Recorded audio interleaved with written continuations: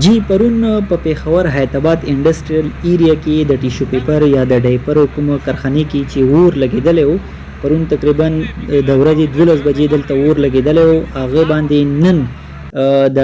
مازیګر ټیم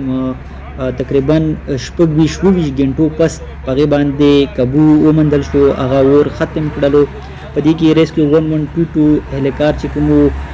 ټوله شپه بیګا او نن ورځ لګیاو او اور ختم کړلو خو په دې کې کروڑونو نقصان شوی دی د کوم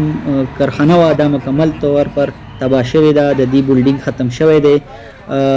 دا ویل کېږي چې د اور نه مړ کېدو یو غټه وجه دا وه چې دلته کیمیکل وو ډېر زیات کیمیکل وو او کیمیکل چې کوم دي هغه اور ختم کول ډېر مشکل کار وو خو چې کله دا کیمیکل ختم شولو نو دا